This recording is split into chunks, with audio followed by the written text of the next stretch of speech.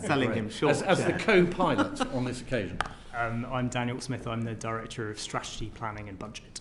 That's great. Well, welcome to you both. Thank you for appearing. And Chancellor, thank you for rearranging your diary at such short notice. I know you had to go to some trouble to be with us. I have undertaken to you that we will finish no later than 3:15, so I will be sticking to that.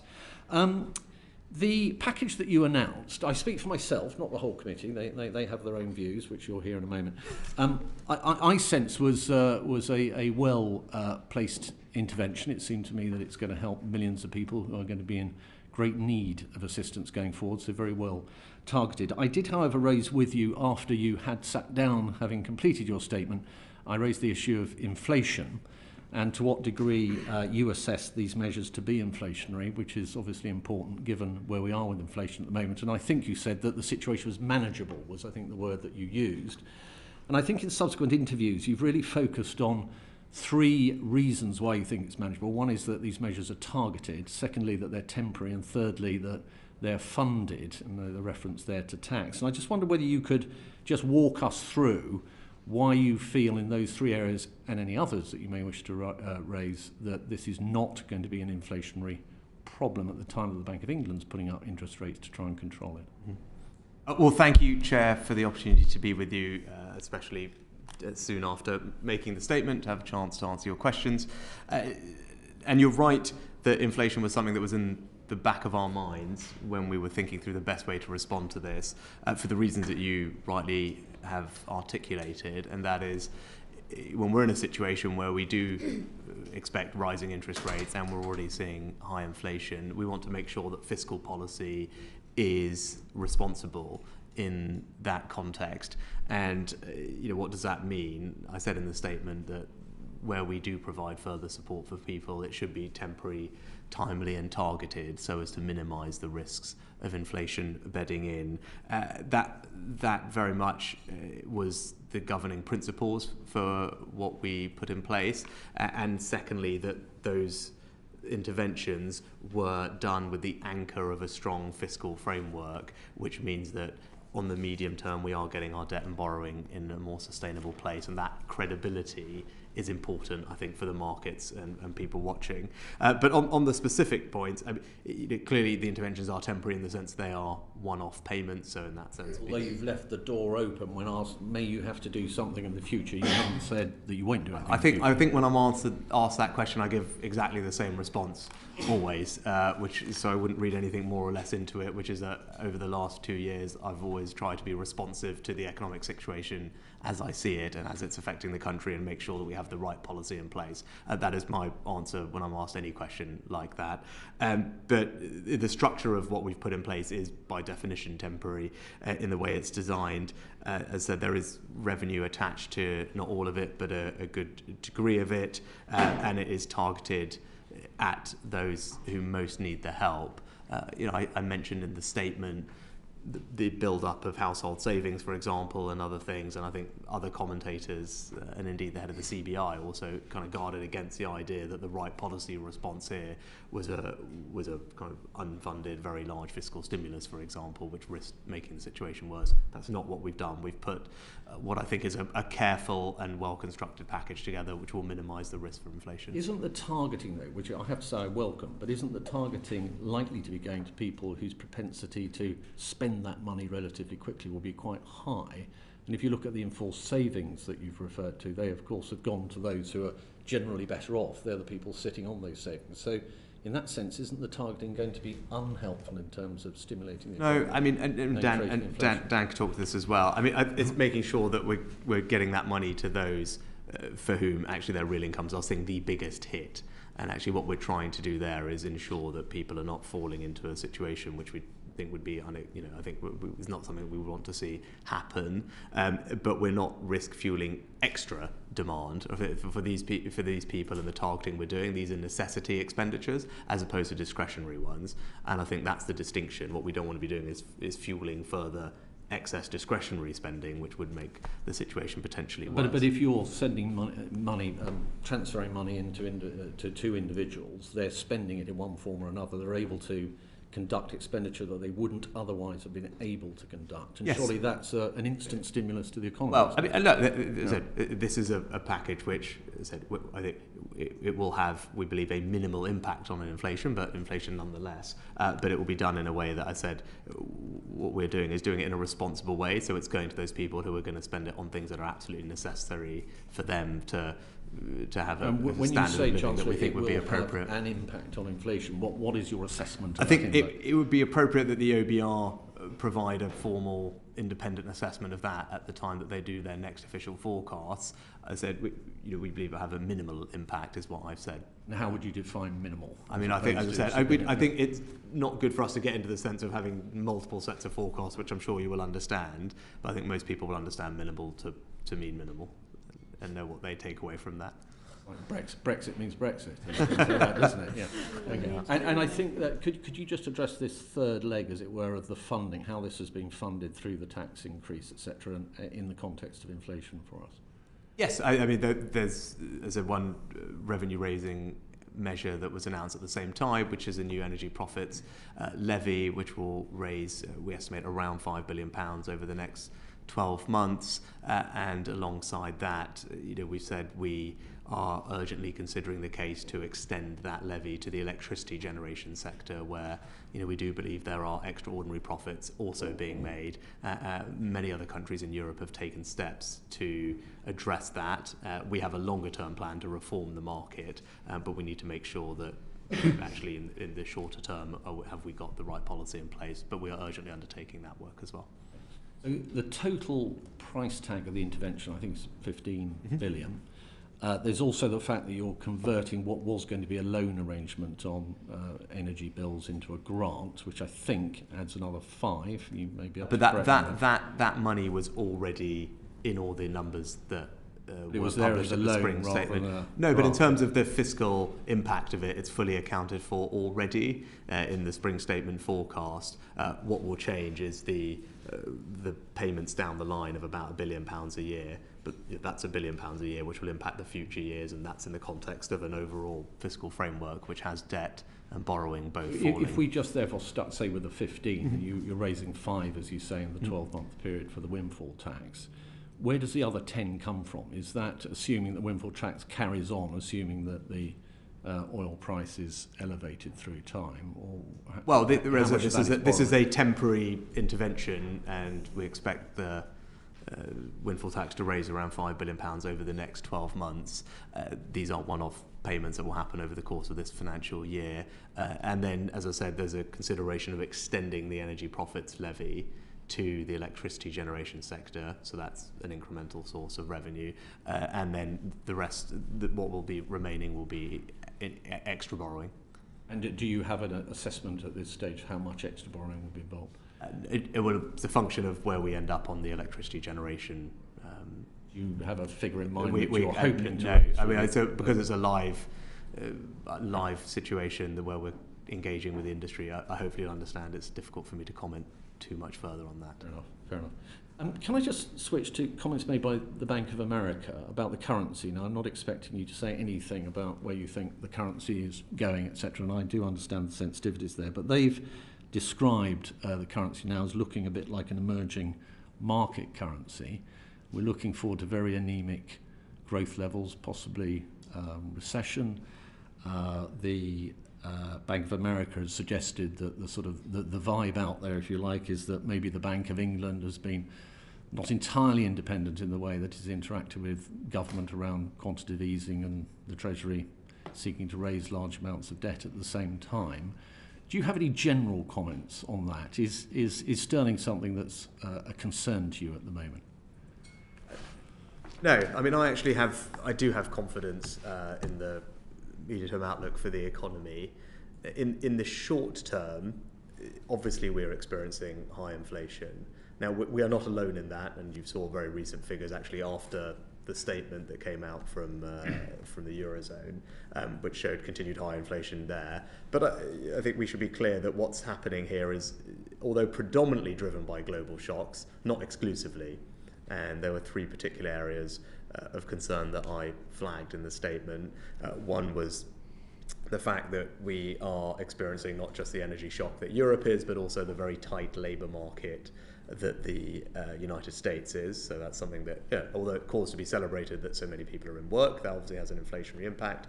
The second thing that I flagged was inflation expectations, which I watch carefully and want to make sure that they are not increasing over the medium term, and they have ticked up slightly more than they have in other places, so we need to be careful about that. And the third thing that is, if you look at our inflation even outside food and energy, which are the most volatile bits of it and there are external shocks, core inflation is still elevated and is very broad based. So it's across, I think we said almost 90% or almost all goods and services in the basket are experiencing above target inflation. So those are the three particular things that I flagged as an area of concern. That said, I'm confident that we have the tools and the determination to get inflation down over time. And I'd say whether that's fiscal policy, a strong independent monetary policy, or supply side reform, those are the three tools we have. We are using all three of them, and that will get inflation down over time. I'm confident of that, and I want people to be reassured that that is the case. And in the short term, the support that we've provided, I think, will make a meaningful difference to people. Thank you. I wish we could continue this discussion, but time is against us. Anthony. Thank you, Chair. As the Chair alluded to, and as many your own figures point out, and various campaign groups said, the support you gave was very targeted, that those who need the help most get the most help. My question, though, is whether they're still sufficient. There are still potentially some gaps, as the Resolution Foundation pointed out, that multiple children households have bigger costs but don't get more help. I'm just wondering, do you think that the support you provided, is it sufficient to prevent an increase in child and pensioner poverty?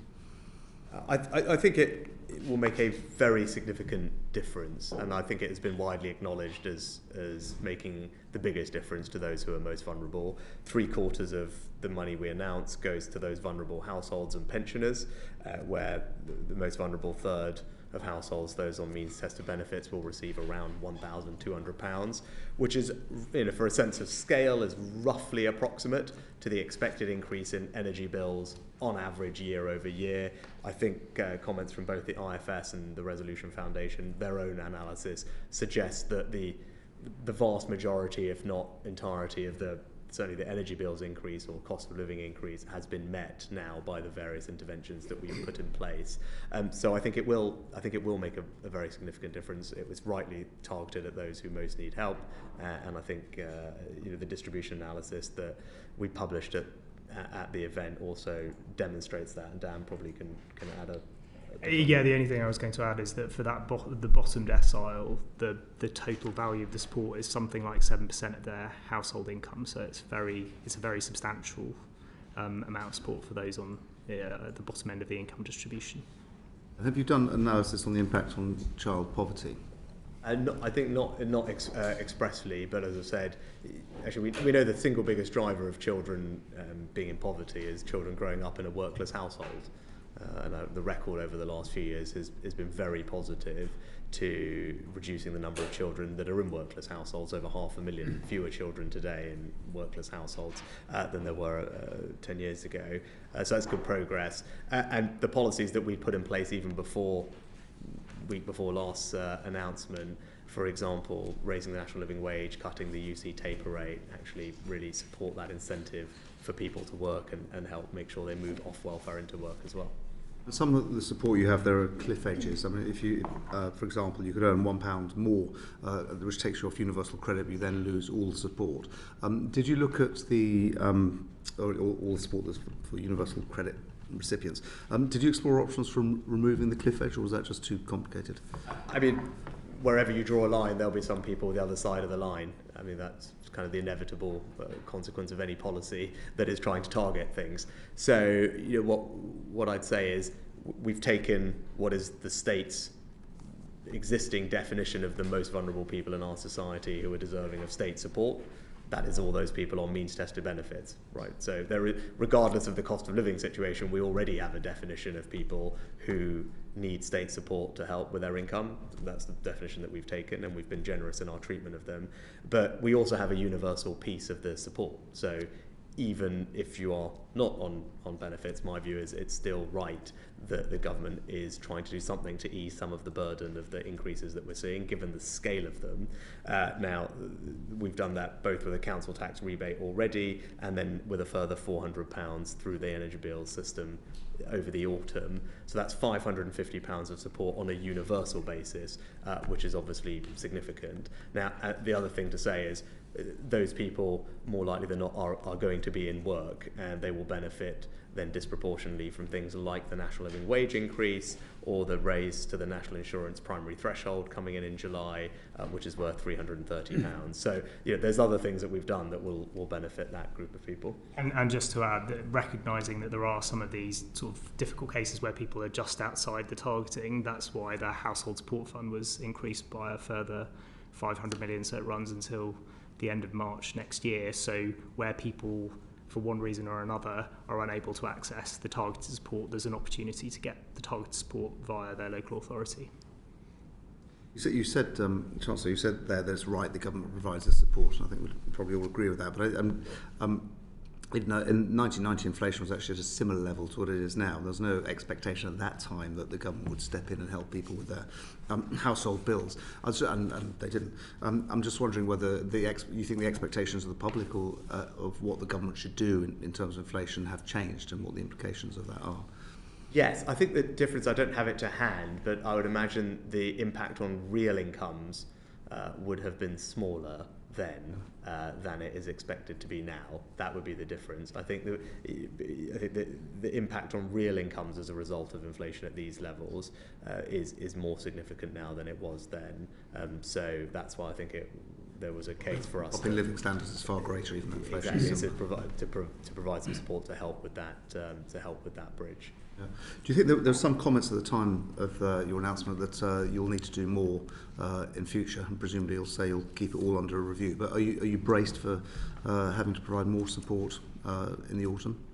As I said, what we've put in place is significant and extends all the way through to the end of the financial year.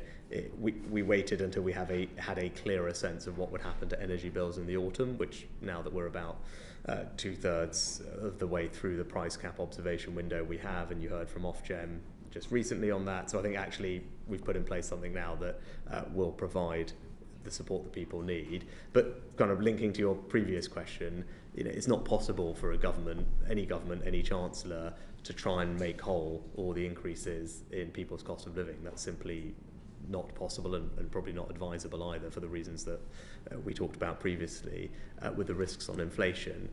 But where we can make a difference that is meaningful to ease some of the burden, we can and we should, and that's what we've done. The best way over time to help people is to make sure we have a growing economy with people in work, with their wages going up, and all the plans that we've got in place will make progress on that goal. I'd love to ask more questions, but I've run out of time. I'm going to keep us to time. Everybody must have their time. So, Kevin, please. Thank you. Thank you, Chair. Chancellor, you got broad support for what you did for households, including from me, but you chose not to provide any support whatsoever for businesses. Why was that? Thank you, Kevin. For a couple of reasons. I mean, one is the inflation that we're seeing is actually the result of prices being passed through the chain to consumers, in a sense, right? So that's why you're seeing inflation measured for consumers at the levels that we are. They are seeing it being passed on by businesses. So that's happening in that sense. I think the second thing is we've already, and that is the right way to get at it. I think the second thing is we already have provided different types of support for business, notably business rates holidays coming into this year, 50% discount, which is worth £1.7 billion. Many businesses will benefit from that. It's worth, say, £5,000 for a typical pub, for example. And secondly, the employment allowance tax cut that came into force in the spring, which will mean that about 500,000, give or take, small businesses are going to see a £1,000 tax cut on their employment national insurance bill. So that's quite significant support, broad-based, particularly targeted at small businesses and medium-sized businesses. And then slightly more proactively, we're supporting businesses to grow, and whether that's through Help to Grow management, Help to Grow digital, or the annual investment allowance, which is a very generous tax relief on investment. both the help to growth schemes are worth thousands of pounds to just support businesses' further growth and productivity. So there's a lot in place already. And then the last thing I'd say is just for the energy intensive industries, there is an existing scheme that is in place, and in the energy security strategy, the Prime Minister and Energy Secretary made some comments about the future direction of travel for those schemes, which I know they're engaging with those companies on as we speak. Sure.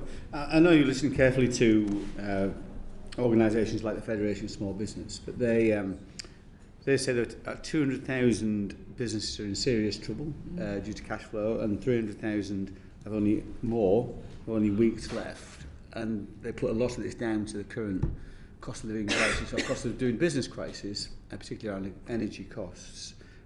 Those must be a real concern to you, those numbers.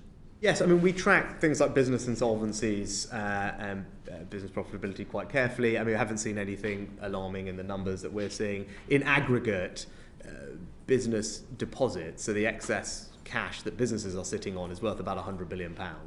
And that is true, I think, even looking exclusively at small and medium-sized businesses, that there are higher cash balances today than there were before the crisis. So in similar to what you've got on the household side, where you've had over £230 billion of excess savings having been built up, in the corporate sector you've had over £100 billion of excess kind of cash deposit savings built up as well. So there's a good amount of resilience there. We're not seeing any signs of distress. As I said, typical small business, particularly in the hospitality industry, for example, we'll see a £5,000 business rates tax cut this year, a £1,000 employment NICS tax cut, and have access to the recovery loan scheme as well, which still is out there if they need extra help with with liquidity issues. They also have the option, as over 1 million businesses took bounce back loans, which they'll be thinking about in their cash flow, the repayments for those. We have a program in place called Pay As You Grow, which enables those businesses to benefit either from 6-month payment holidays, interest-only periods, or to change those loans into 10-year loans, which almost halves the monthly repayment. And again, given those loans were taken out by quite a large number of businesses, almost all of them will be able to do something there that helps them with their cash flow needs. Sure. I mean, I know you're always clued up in terms of international comparisons, but you've seen France, Germany, Italy, Greece all step in with support, cutting business energy taxes or providing subsidies and grants. I think France, multi-billion-pound package. We seem to be the outlier in not providing some support for business in this area.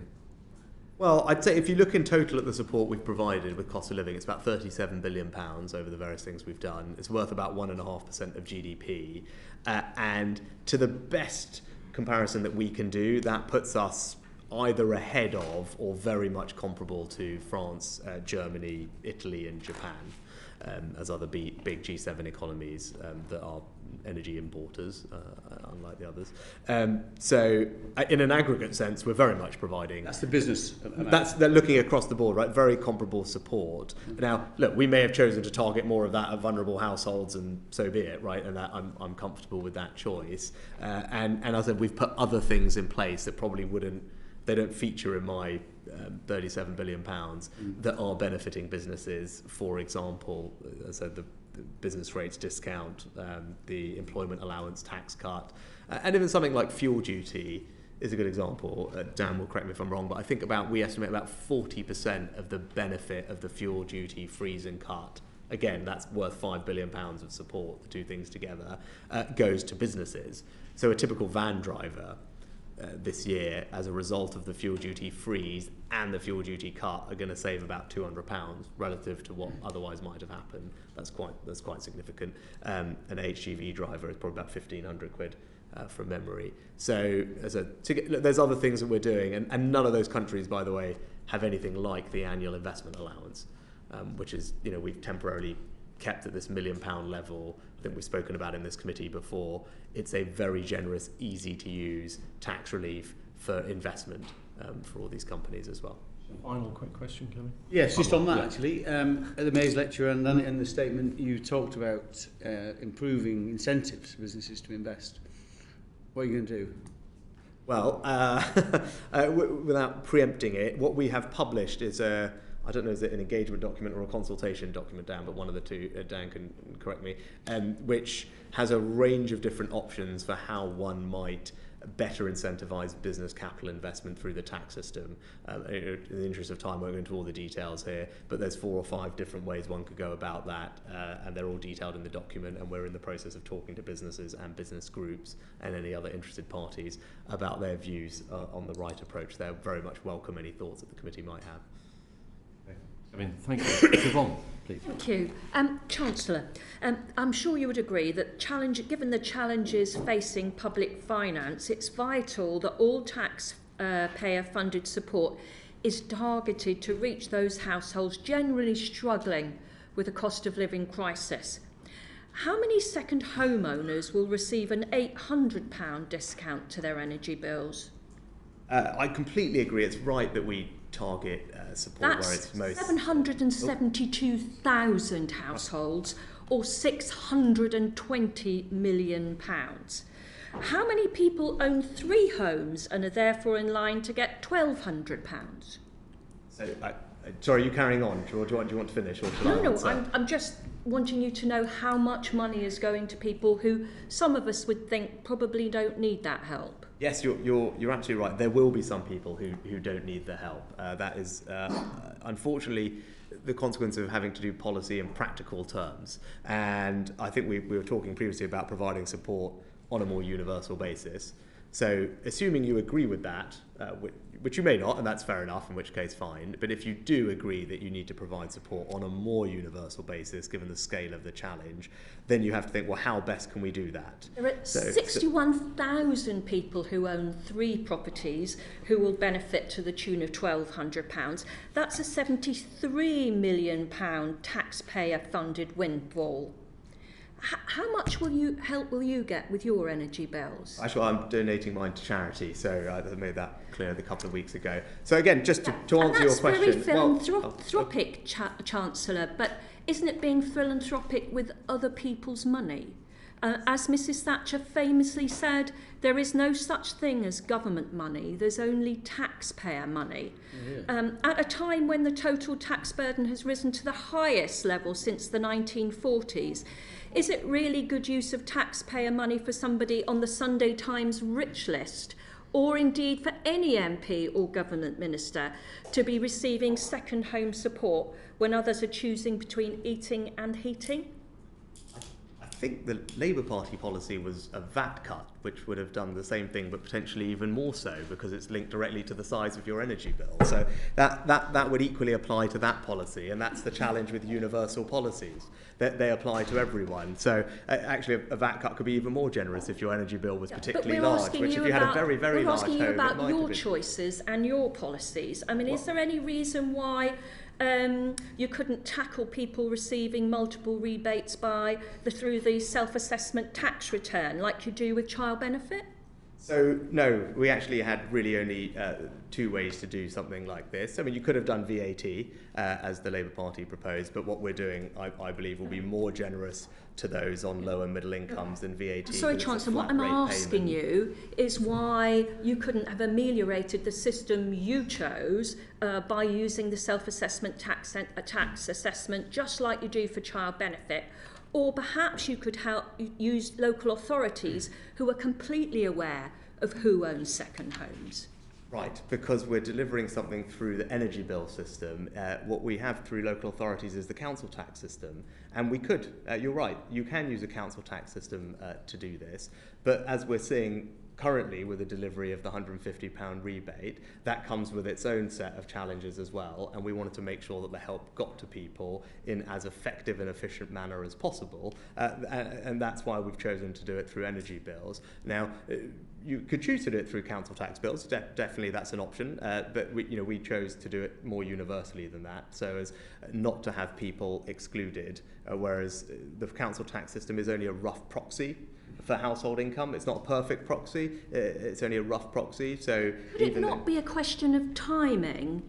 For 5 months, you resisted Labour's calls for a windfall tax, adding 53 million to Britain's household bills for every day that you dithered. So why was it, after 5 months, In the week of the Sue Gray Partygate report, you felt it was necessary to intervene. Well, the reason we interviewed when we did was very clearly and simply because we had more clarity about what was going to happen to energy bills in the autumn. And as we were talking about that particular before, week. Well, actually, you heard from Ofgem that particular week, but we're also at the end of May about 2/3 of the way through the observation window for the price cap, the way the methodology works. And that seems to be a reasonable balance between having enough information to have good clarity on what the price cap is going to be so that you can size and scale the support appropriately, and going early enough to provide reassurance. There is a pattern of behaviour going. When the government gets in crisis, taxpayer money can be thrown at everything in order to get off the hook. Surely we should have more respect for people who go out to work and pay their tax and are finding it very tough at the moment?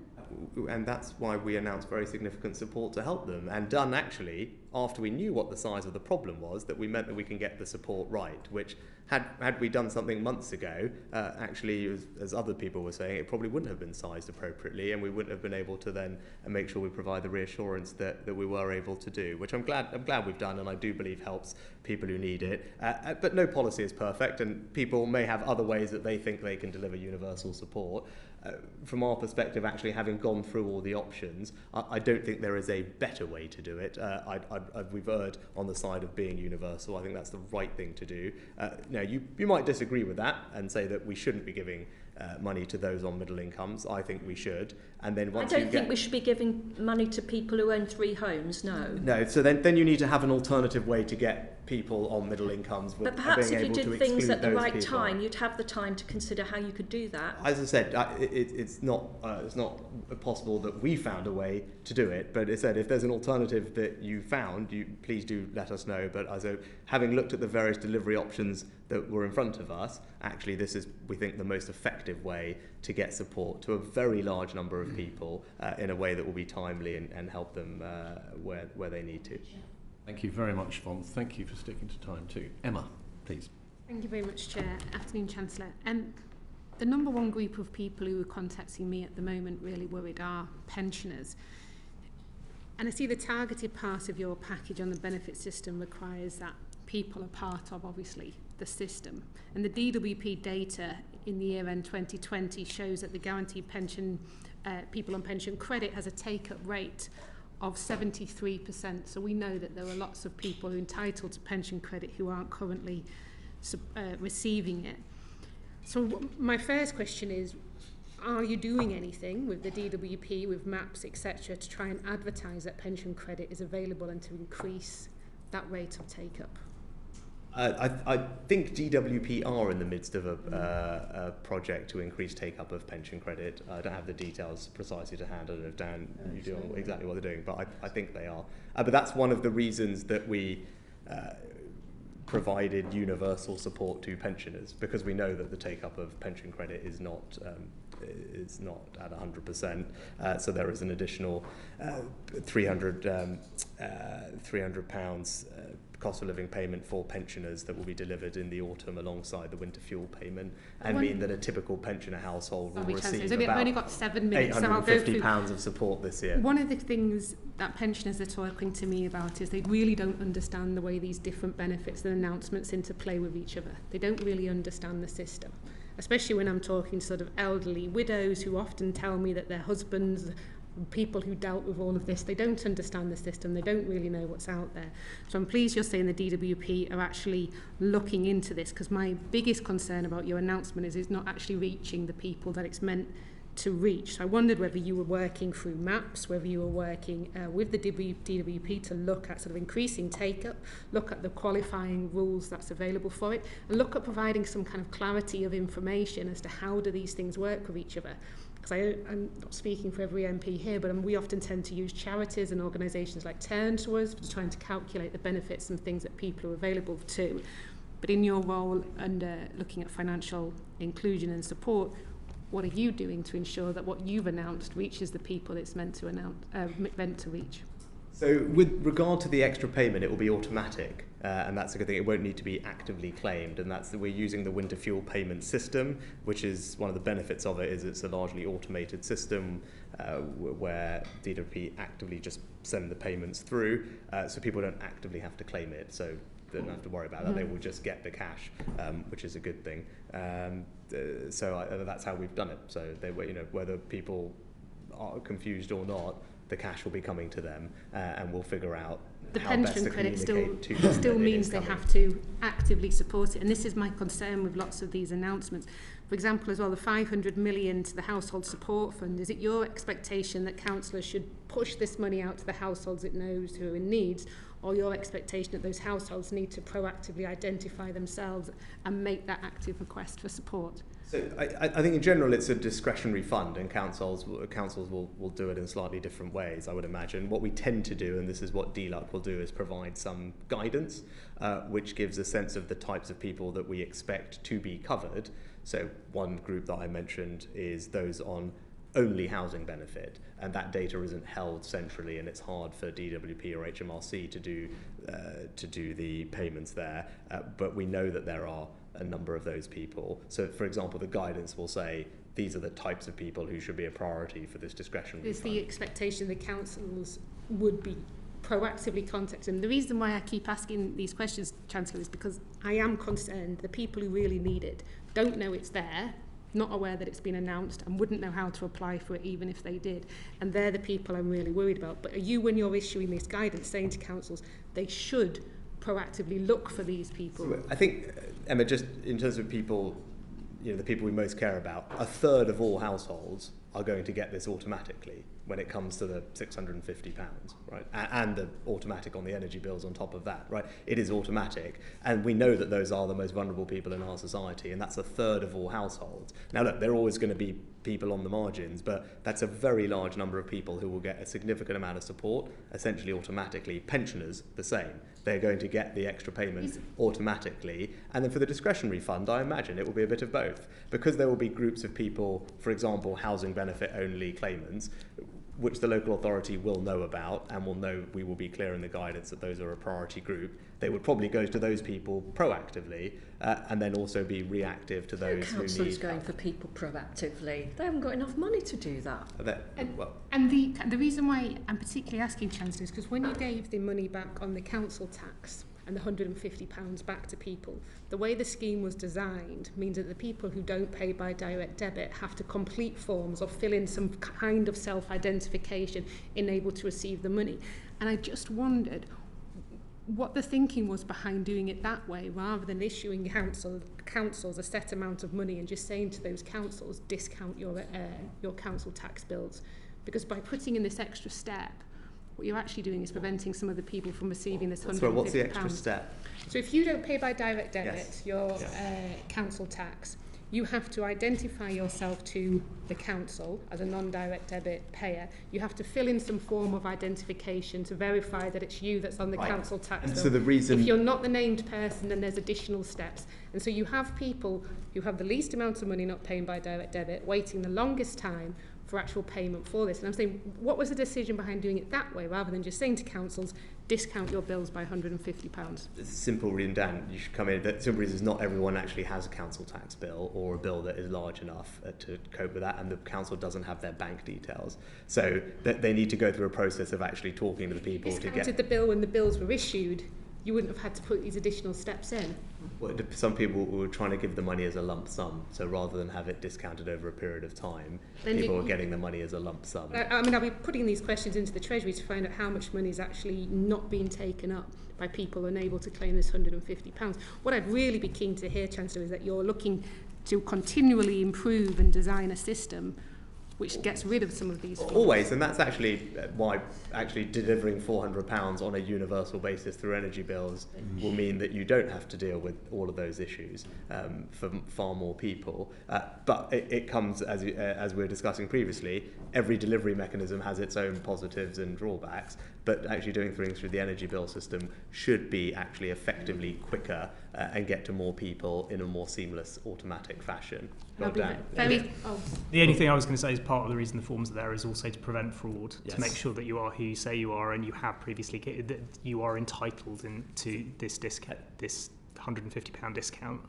And it's good. Whereas with the energy bill support scheme, because it's about electricity meters, there are different checks and balances in place, and people already have a relationship with the energy. And this is a good example of, so when you've got a process, and we've talked about bounce back loans in this committee before, so when we've got a process that helps to mitigate against it, we're now talking about, oh gosh, this process Someone's a registered, I don't quite understand that point. No, but because if someone was a registered made. council taxpayer and they paid their bills as a council taxpayer, I'm not sure where the fraud would come in if you discounted that bill, just because they chose not to pay it by direct debit.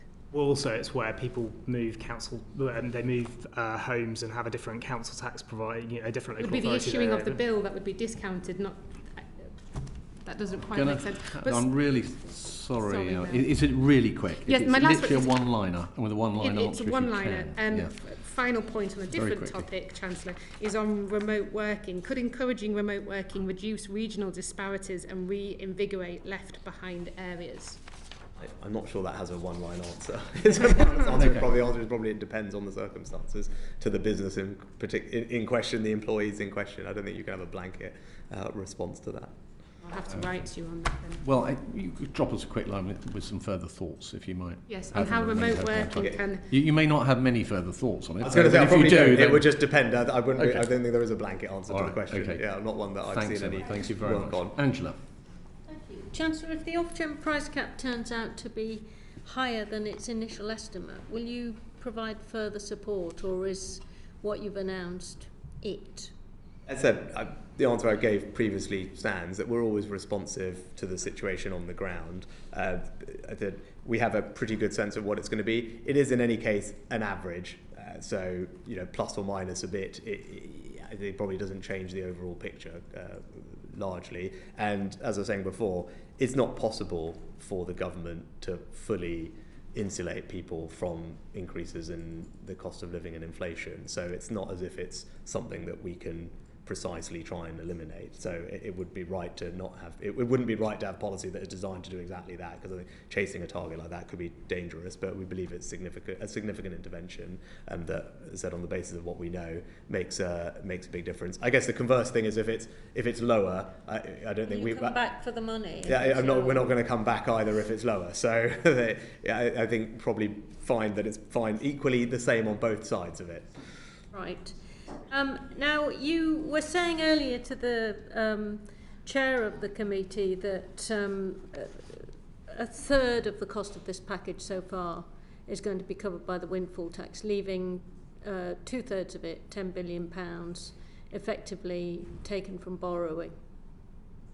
Yes, I mean, it will. The final split will be a function of what happens on the electricity generation. And when are we likely to know about that? As I said, we're in having those conversations urgently. Yeah, but when are we likely to know? Is that I can't say another? much. Is that another mini statement, bit of a budget? I said I can't, because it's a live tax policy, and there's not much more I can say other than what I said at the statement, where I explained the rationale, and we're now having those conversations with the industry to ascertain the scale of those extraordinary profits. But a significant amount of the cost of this package is going to come from borrowing, isn't it? I said it will depend on the scale. We're at two-thirds at the moment. Yes, and then that's an upper bound. Which is possibly why it went down so badly on parts of your own backbench. That's not. Craig McKinley called it tripe. Richard Drax rather oddly called it throwing red meat to socialists. I must say, I'd never thought you were one of us, Chancellor, but it wasn't universally popular on your own backbenchers, was it? So how can you say, when you've introduced a package like this, which is at the moment and likely to remain financed by borrowing rather than tax rises, how can you still claim you're fiscally conservative? So, what I'm claiming is that the overall fiscal policy that we've got in place is a responsible one, partly because we've taken a series of actually decisions that have been unpopular, and that's fine, because I want to try and do the thing that I believe is right, and that's what I always try and do. And that those difficult decisions mean that we're on a trajectory to have borrowing reducing significantly from the peak that it reached over the next few years, including this year. And our debt falling sustainably again. I think that is the right approach. Having a strong medium-term framework provides credibility to the markets, which is important, and it allows us, because of those decisions, it allows us to have the space to respond to shocks and challenges as they arise, and that's what we've done. The subsidies already going into North Sea oil in tax breaks for continue to explore there are very substantial, aren't they? 3.1 billion in 2019, 2.5 billion in 2020. You're really only raising in the windfall tax the subsidies you've already given to people to carry on operating in the North Sea, aren't you? I don't look at it like that. We're raising what I think is a meaningful amount of revenue, £5 billion, but doing so in a way that is supportive of investment in the North Sea, with a new investment relief that doubles the amount of investment tax relief that exists in the system, meaning about for every pound that people invest, just over 90 pence of it they can get back in tax relief. So as we've designed it in a way that I think is balancing raising revenue and taxing profits fairly, with a desire to continue to support investment, and I think it's been largely acknowledged as doing that. Did you consider taking more than 5 billion? As I said, this strikes, I think, the right balance between taxing the profits fairly, but also incentivising investment. Now, your former colleague, the former Financial Secretary to the Treasury, Jessie Norman, has written a letter today calling on the Prime Minister to resign. Do you agree with him? No, not. No? No. You worked with him for a couple of years. You must have some respect for him. Of course, I worked with Jessie for a while since I had this job, and he did a very good job, and I'm grateful for the job he did for me. In his letter, Jessie Norman says to the Prime Minister that to describe yourself as vindicated by the Sue Gray report is grotesque. Do you agree with his judgment on that? As I say, I'm not entirely sure what this has to do with the statement, but I disagree with him, as I said, and I support the Prime Minister, but I thank Jessie for the job he did when he was a Minister in the Treasury. I think political stability has quite a lot to do with how we perform economically, Chancellor. In his letter, he also says breach of the Northern Ireland Protocol, which is what's being constantly threatened by this government, would be economically very damaging, politically foolhardy, and almost certainly illegal. Do you agree with him about that? So that's not the intention. The intention is to have a dialogue with our partners, which we're continuing to do, to make sure that we can try and reach a sensible settlement to some of the challenges that we're seeing about Northern Ireland's place in the United Kingdom economically, where there are very clear challenges, and the protocol is proving to be a barrier to a resumption of a functioning executive in Northern Ireland. It's right that we try and take steps to address that. Do you agree with the Prime Minister's anti-corruption champion, John Penrose, who resigned today because he judges that the Prime Minister has broken the ministerial code and ought to resign? I disagree, yes. Thank you very much. Thank you, Angela. Now going to go to Rushanara, please. By the bell, from Dame Angela. Chancellor, I wanted to talk to you about the interaction between your announcement and the Ofgem cap and the OBR. When you came to this, when you gave evidence last, after the spring statement, you said it's very difficult to sit here today and speculate on what will happen to energy prices and therefore the biggest impact on living standards in the autumn. Let's wait until we get there, and then we can decide on the most appropriate course of action.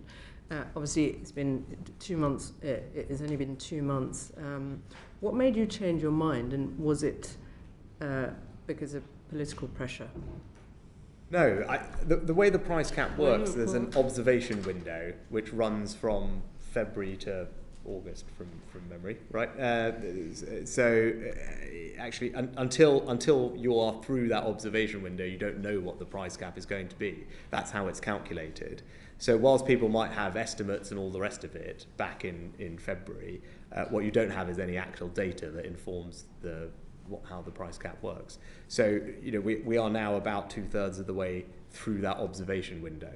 So the data that actually will set the price cap, we have a lot more of it in, and back then we had close to zero of it. There was no political pressure on Mr. Brearley to provide a rough forward estimate for the price cap, and there was no political consideration or pressure. We of course are in a constant dialogue with Ofgem on weekly basis to get constant estimates, as I have been throughout the observation window. I'm always asking for estimates of what the price cap might be towards the autumn, and obviously the further along you go through the observation window, the more confidence you have in that estimate being a reflection of what will actually happen. That's just it's not a perfect estimate now because there's still a period to run, but obviously the more that you've got behind you, so the more confidence you can have in what the final estimate is. But it is just that. It is still, even now, an estimate, but as I said, about 2/3 of the actual data required is I believe, now formally already in our hands.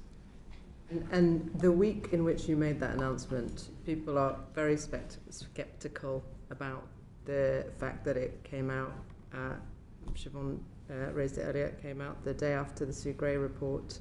Wouldn't it have been more orderly to have actually had an OBR assessment and to make that announcement earlier on during the spring statement rather than during that time?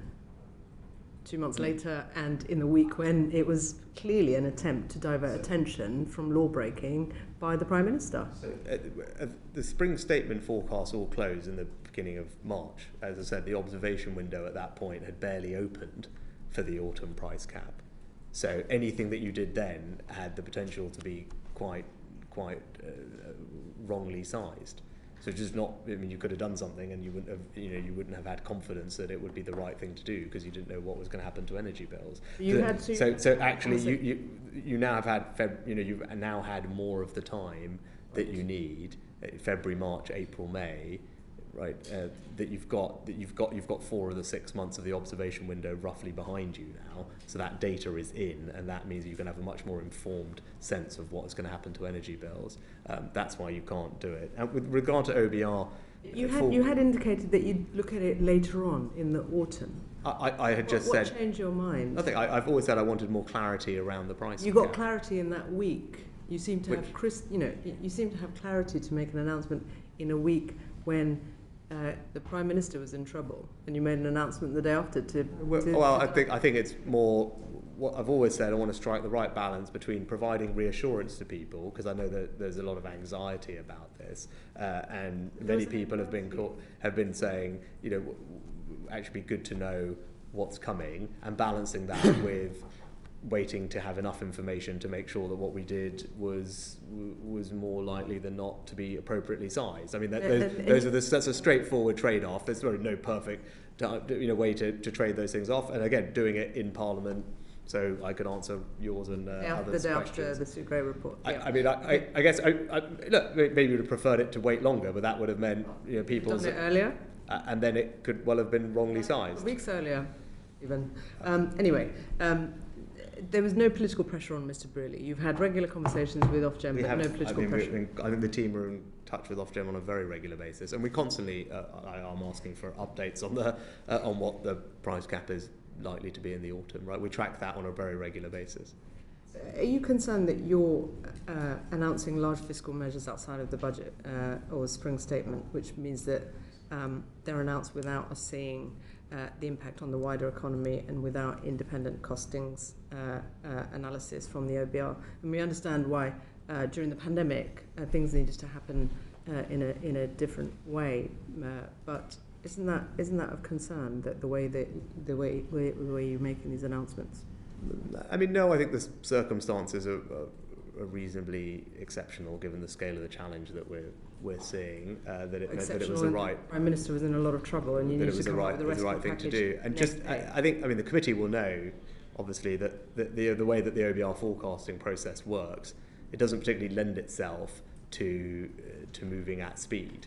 It is a process that takes something like a dozen weeks in general from start to finish. So actually, it doesn't lend itself to more rapid policy and decision making. This announcement at this point lent itself to nothing, which is not not a particularly helpful way to make policy. There's no opportunity to have any assessment. So Well, I think, look, I mean, there are always independent think tanks and other bodies who have provided But the their OBR assessment has a of the- particular, with respect, Chancellor, the OBR has a particular function. We have a role to scrutinise you and what you do. You are leaving Parliament in a position, and this committee in a position, and it's not the first, in a position where we don't have that independent assessment, and I don't think that's acceptable. Even if you're doing, of course, I welcome the announcement and the support that's being provided. That's not the point here. The point is about how government conducts its business, and it speaks to a wider problem in the way that this government, your government, has been operating, where it's playing fast and loose with big decisions that need proper consideration and proper scrutiny, and it's not happening. And what's clear is in the week that you made that announcement, the day after the Sue Gray report, this was a political decision, not an economic decision, with the opportunity for us to have the evidence to... I think it's just a trade-off, right? If you think it would have been better for the country and people to have waited 12 weeks to have that, then so be it. I just disagree with that. It's not right? beyond the realm of possibility, think and your talents to have been able to make this announcement during the spring statement, or in a more orderly way, rather than use a major announcement to divert attention from the Prime Minister's law breaking. That's what was really going on, wasn't it, Chancellor? And isn't that irresponsible for somebody who has got a big, important job to play, and you were credited for the work you did during the pandemic, and here you are, falling into the trap of trying to save the Prime Minister by making an announcement the day after the Sue Gray report to take that story off the headlines. We're having the same conversation again and again.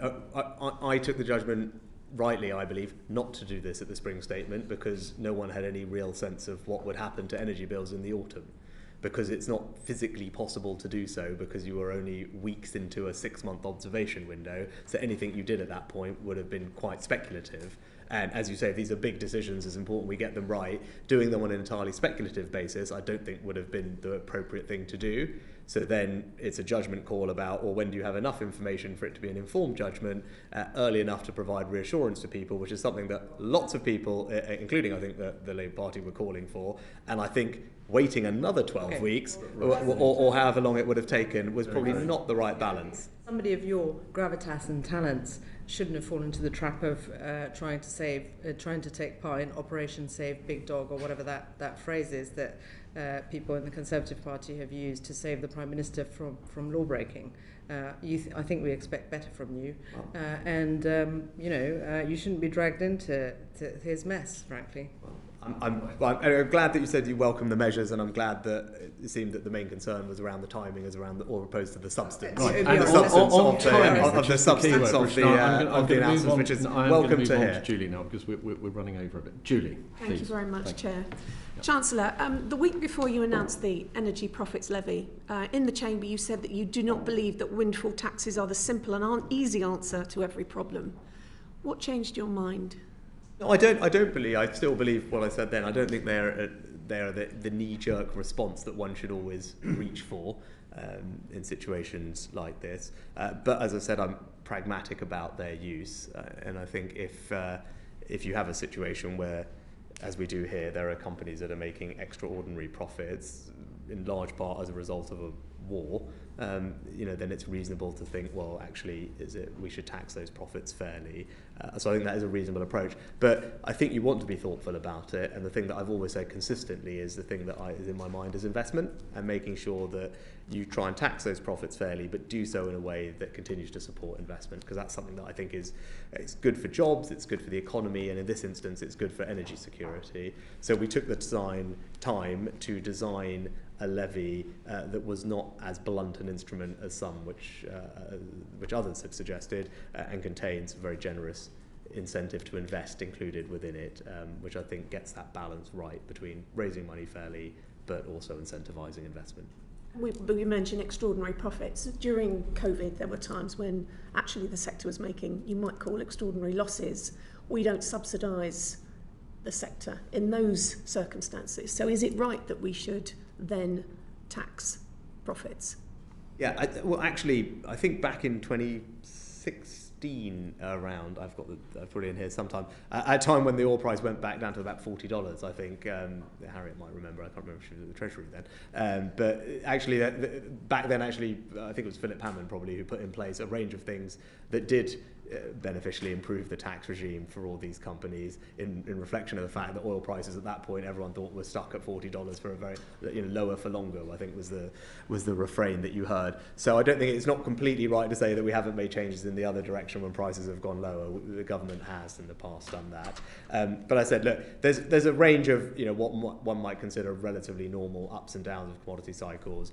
These prices are particularly high, and they're high in part driven by a war, and I think it was reasonable, therefore, to take this pragmatic approach. But so do so in a way that supports investment. Thank you. I mean, there's another aspect that most of the profits from companies like BP and Shell are actually not made in the North Sea. So there's a case to say, and actually the windfall profits are actually being taxed twice. So they're being made elsewhere, and then we're taxing them twice, actually. No, that's not. This tax regime, we have a very specific UK tax regime that's been in place for decades, which applies specifically to the UK continental shelf, if I'm getting the terminology right, to the extraction of, I see Angela nodding as well, so good, I probably have got that right. It applies, we've got all these former Treasury ministers, so keep me on my toes. But it applies very specifically to the activities of fossil fuel extraction in that in there. So it's a very ring-fenced regime for that, and doesn't apply to profits they make elsewhere.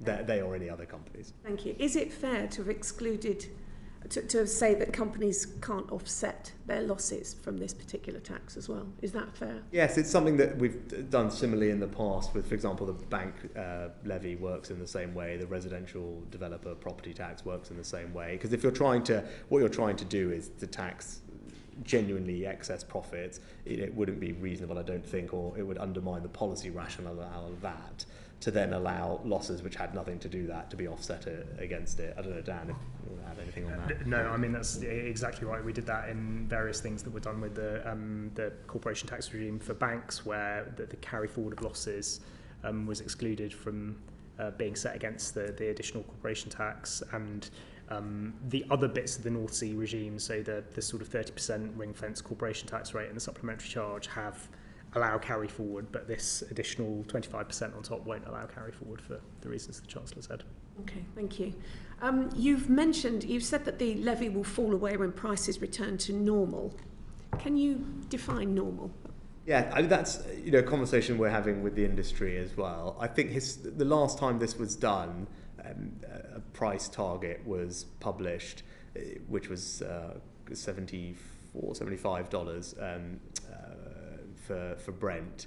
Now, if you look, so there's kind of one benchmark there. I think that if you look at the average Brent price over the last, say, 5 or 10 years, that would give you a number of something like $60 or $70 oil. If you look at what most of these companies communicate to their shareholders and what they consider to be normalized oil prices, so what are they telling their own investors? They tend to use numbers like $60, 70 in that range as well. So that give you a sense. That's kind of give you a sense. I think we want to make sure that it is. We've got a complicated situation. We've got gas and oil, so we need to think a little bit about that, and then to provide reassurance that this is not meant to be a permanent feature of the tax regime. There will be a sunset clause of just over 3 years in the legislation itself as a backstop. But obviously, if prices come back to the range that I've discussed, then you would expect this to fall away sooner. Thank you. That's it. Thank you, Tim. Thank you very much, Julie. Gareth, please. Thank you very much, Chair. I just want to carry on the conversation about the levy and specifically get into the detail about the investment component of it. The investment allowance of the levy is available to companies, as I understand it, at the point of investment. Can you just talk us through how this compares to previous investment allowances for these companies and what the pros and cons of that are? Yeah, thank you. And I know this is something that we've discussed previously, because I know you're conscious of trying to incentivise business investment. So this was another feature that we changed. Now people are focused on the headline percentage relief that we've given, which is substantial and generous. But the other significant change we made is to make sure that relief applies immediately. at the moment of investment. That is different to how the investment relief that currently exists within that regime operates, where actually it doesn't apply until that project starts generating revenue, which is often not for years. 5 years on average. So we made this change again to make it very supportive of investment. So it's not just the rate that is more generous, because it applies immediately on an MPV basis, it will be considerably more generous than what currently exists, as I said. So it adds to the idea that we really genuinely want to try and bring forward that investment. Okay, and what modelling has the Treasury done on the impact of this allowance for investment as compared to before the levy, for example? Yeah. So look, we have. I mean, I'll let Dan talk to it. There are the standard models that we would use that the OBR will no doubt publish their own analysis on when they next do the forecasts. But using those standard models that we have and expected behavioural responses, we expect this to not have a significantly negative impact on investment. It may well be that it increases it, but these are models, so there we go. But we wanted to make sure that at least on the models that have been used by OBR and us in the past, that this relief was generous enough that it wouldn't significantly impact investment, and that's what the models I don't really have much to add. So the ABR will have to do this as part of their wider forecast when they take into account, their wider investment forecast, all the measures and so on. But using the sorts of methodologies they use, as the Chancellor says, we think that this will be a net positive impact on investment, and therefore there will be more investment than before. But the precise amount of that is very much subject to OBR scrutiny. Okay, well, inevitably, I'm then going to ask if it is, as you say, as modelled, and it is more impactful and increases investment, would you consider carrying this forward, keeping it going as an investment incentive, even when the tax element of the levy expires? I think probably not, because it relates to the very, there's a extra levy, and that comes with this extra investment relief. There is already a generous treatment of investment within the ring-fence regime. They benefit from full expensing on capital investment. So that actually the status quo regime is already pretty generous.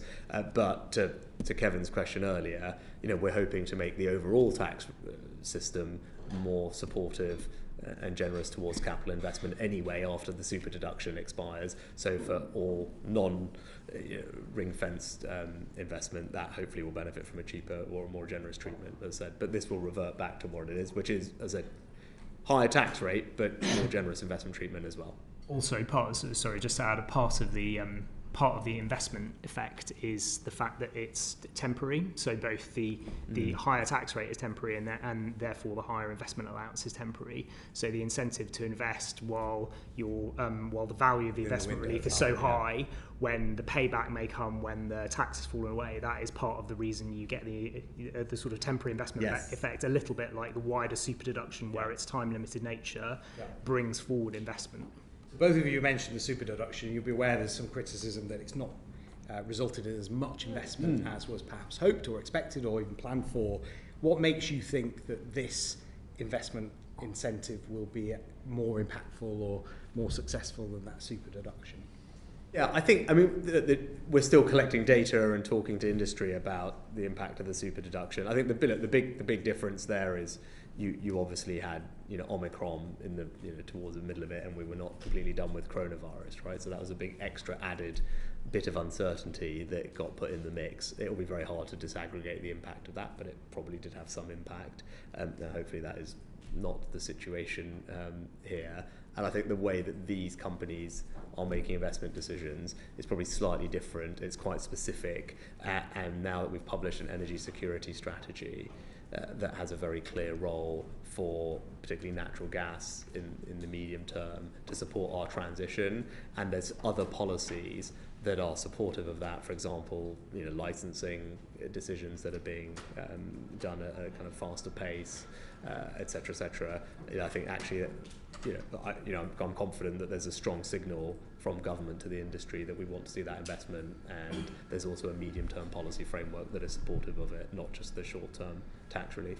Okay, thank you. Recent developments in Ukraine have shown and highlighted the importance of oil and gas, domestic oil and gas, not just for security of supply, but also the bridge to low carbon future that we all hope for. How clear have you been with energy companies once you've announced this investment incentive that you hope that will go towards investment in fixing essentially I see in front of me North Sea Transition Authority expects output to fall 30% over the next 5 years. There's 363 undeveloped discoveries. Have you been clear with the energy companies where you expect this investment to go if they take the incentive? Yes, but look, there's a ring-fence regime, so in one sense it applies quite specifically to a group of companies, and a relatively small group of companies. There are about 20 or 30 who paid any tax in that regime over the last couple of years, and it is a fraction of that account for most of the revenue. So we're only talking about the relatively small number here.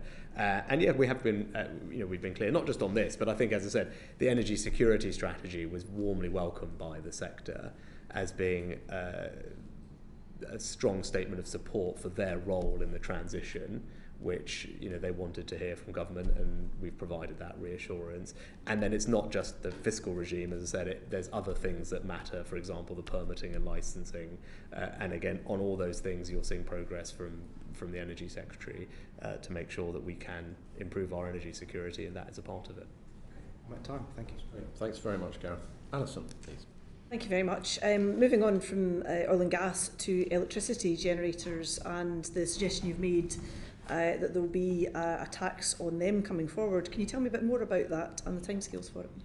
No, I'm sorry, Alison, I can't say much more given it was a live tax policy other than what I said at the statement, which is, do believe that there are extraordinary profits being made in that sector.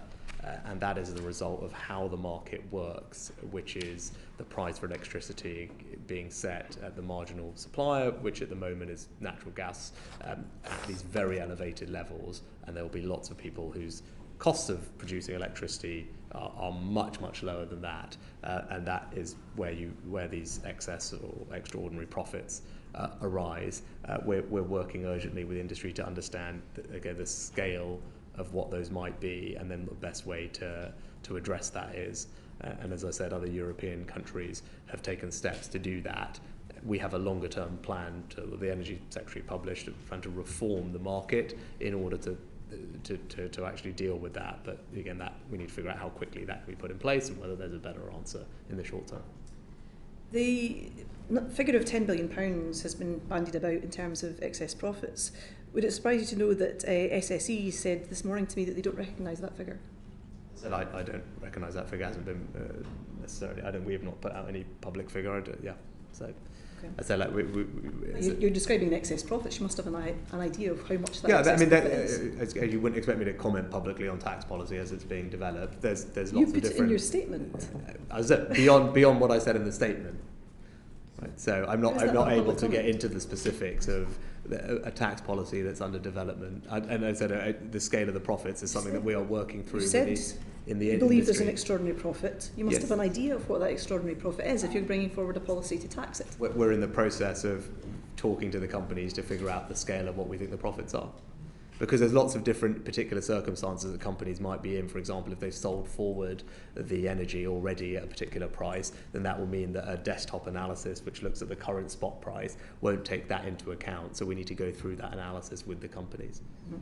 You said earlier you're going to bring forward urgently. When should we expect a statement on that? I said as soon as we can go through the work. Weeks, months? Not months. Weeks then. Urgently is not months and months, but. Okay. Are you aware that this is already having an impact on investment in the renewable sector? How do you expect to achieve net zero targets, to meet the commitments of COP26 last year just, if you're going to disincentivise bringing forward investment in renewable generation? We currently already have a very generous investment regime in place because of the super deduction, which means that any investment in renewables that's happening right now benefits from the most generous treatment of capital investment, not just in the UK's kind of recent history, but also pretty much anywhere in the world. It is the most generous treatment of capital investment that exists anywhere at the moment because of the super deduction.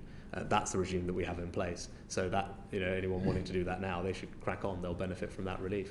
Well, it's difficult for investors to crack on if they don't know what this regime is going to look like in a few weeks' time. But the capital investment relief exists today, so that's the relief on the investment they're making today. In terms of the energy market reform, that is something that we need to get right, and that's why we're having the conversation with them now to, as quickly as possible, figure out what the situation is.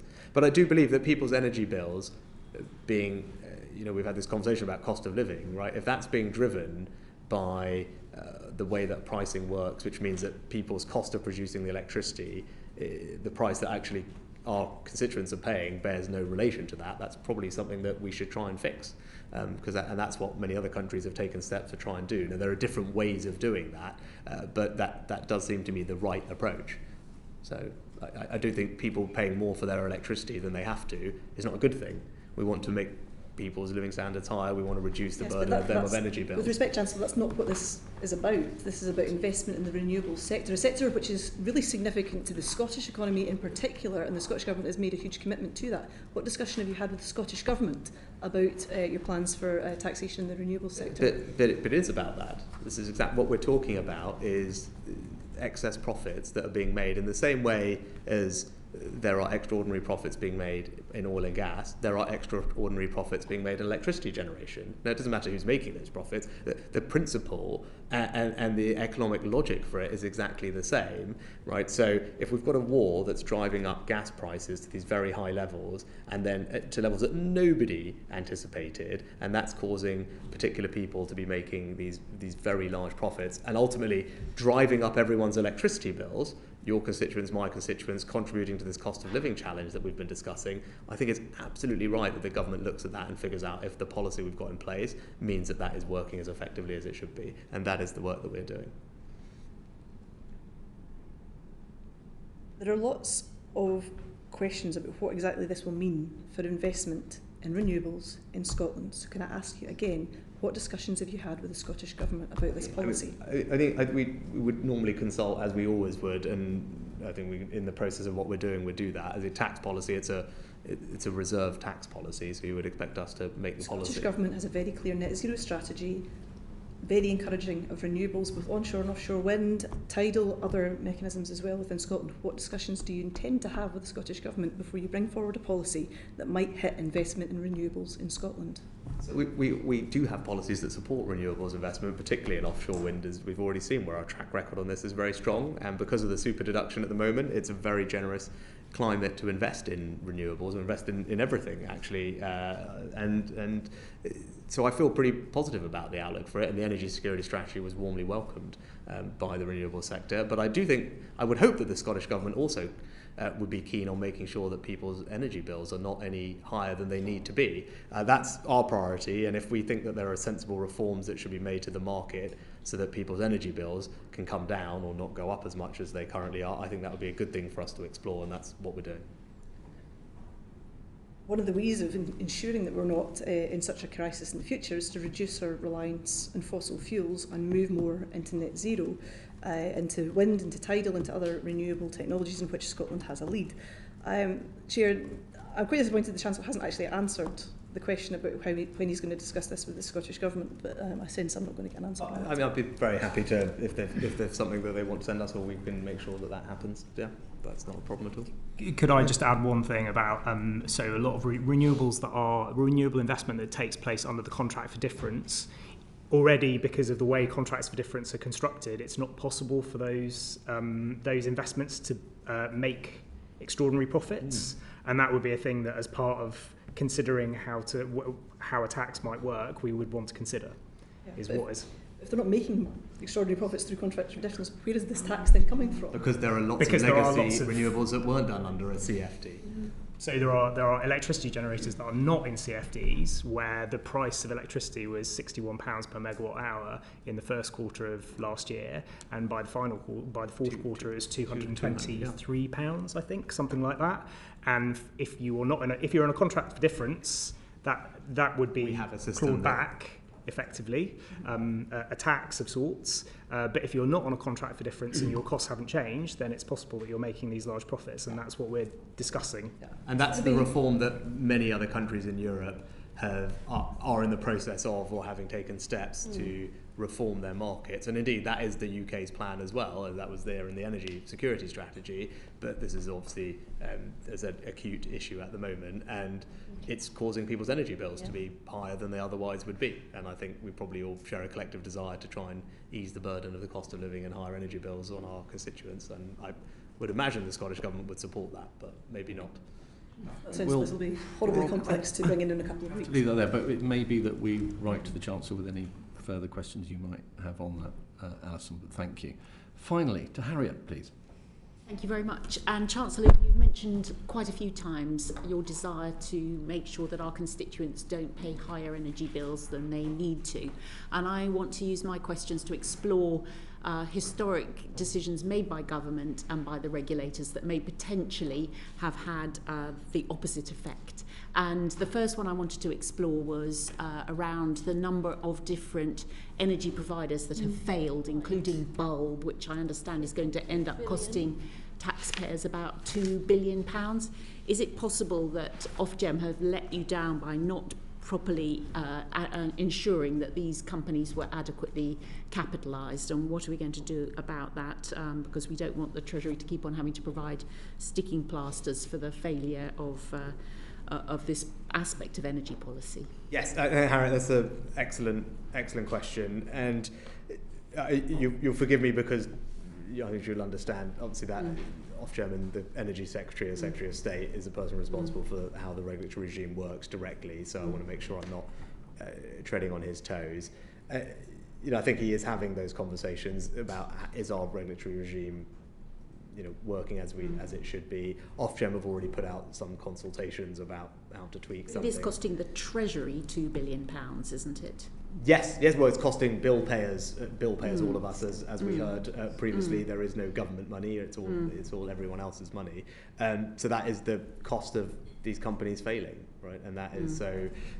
We have to look and make sure that the regulatory regime we have going forward is doing what it needs to do. So I'm sure there are lessons that can be learned, but I'm sorry not to be more specific, because it would be a question for the Secretary of State for him to decide how best to go about making sure that we do learn the lessons and this doesn't happen you traded again. through the financial crisis, so you've seen how expensive it was for the taxpayer when the banks failed, and now it's going to be expensive for the taxpayer and effectively the bill payers because of the failure of all of these. So presumably you're giving a very strong steer to the Business Secretary that you don't want to see this happen again. You can expect that that's what we've said. Yeah, and I think, and Harry, you're right. It's because we have to think that there's a trade-off again, as with all these things. You want a regulatory regime that was supportive of competition, because in general we think competition is a good thing for driving down prices for consumers and improving choice. But it needs to be competition that's based on an underlying fundamentals that are sound, right? And obviously, if we've got businesses that weren't fundamentally sound, and the tab is then going to have to be picked up by taxpayers, that's not a good outcome, right? And we need to make sure we have a system that means that doesn't happen.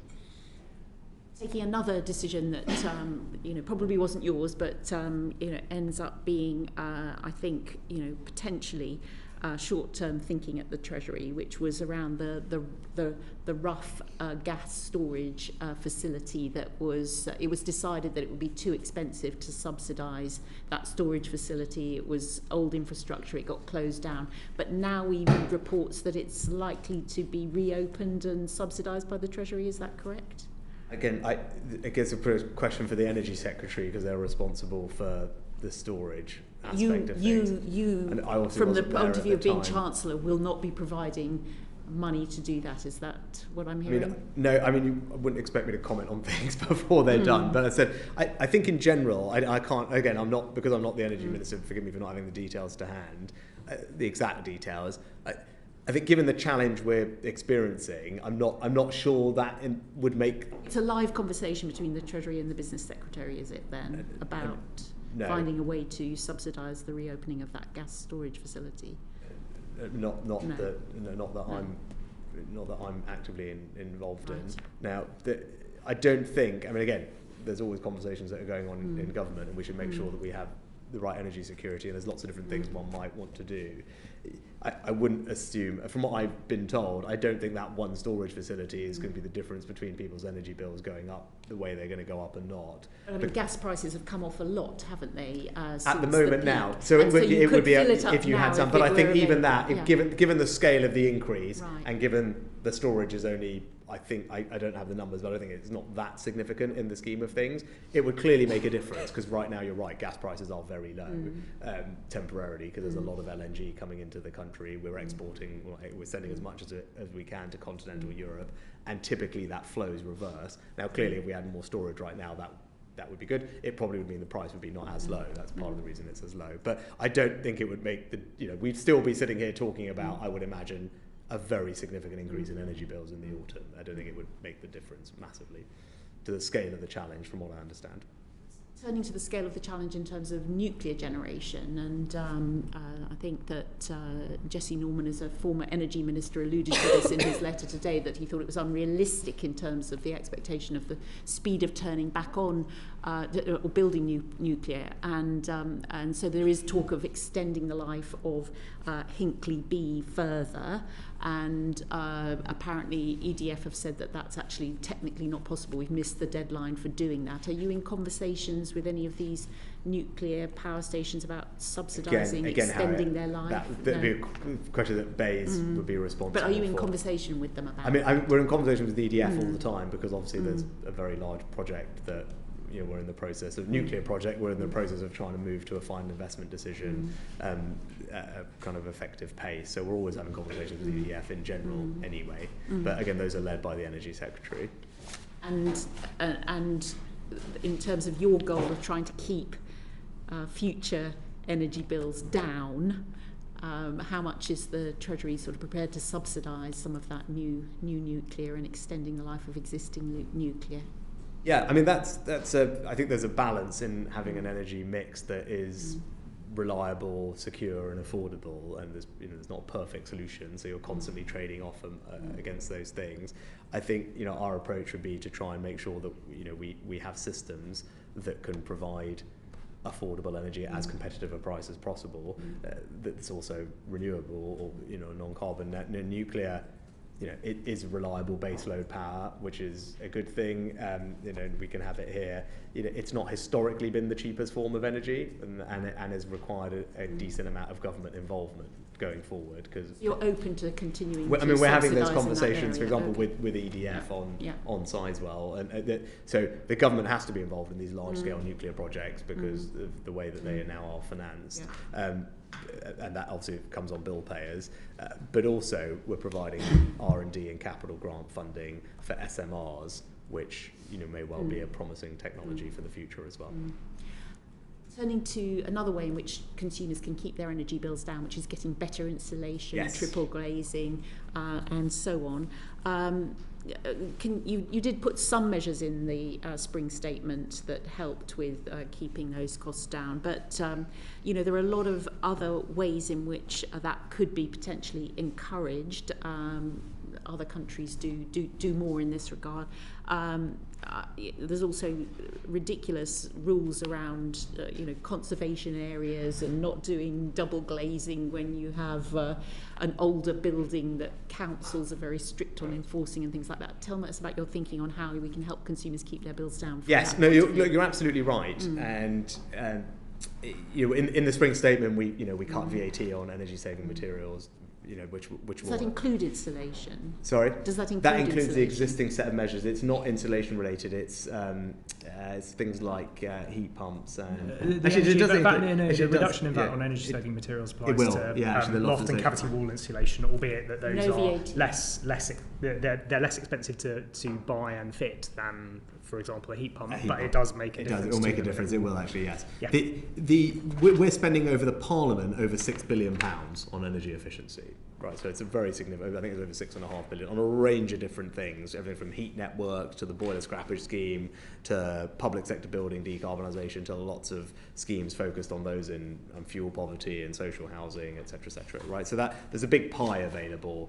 I think it's are we getting the best bang for our buck for that pie. It's a fair question. We need to make sure we are. You're right in that there are things that are relatively easy to do that will save people real money, and I think insulation is the obvious one, because cavity, and particularly cavity wall and loft insulation and smart controls, those things can all be done in relatively short order in a day or two at max. They tend to cost, say, £250 for smart controls, £250 for loft insulation, just over £1,000 for cavity wall. So in the scheme of things, they are not the kind of £10,000 very expensive thing. They're that much more manageable, and they tend to save something like £200 or £300 a year off energy bills once they're done, right? So it's quite a significant return there. You know, we are looking at how is the market working, because to your point, so for example in Ireland they've pioneered a kind of one-stop shop approach. It's just bringing together, because there are some good mortgage type products or loan products,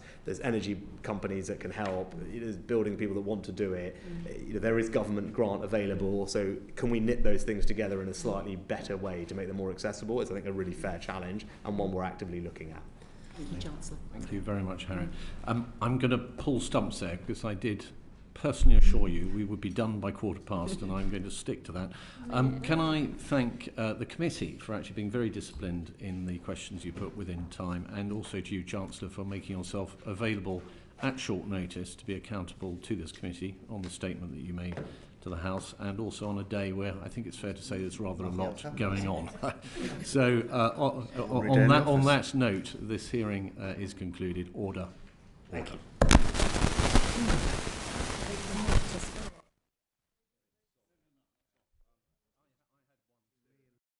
The proceeding has ended.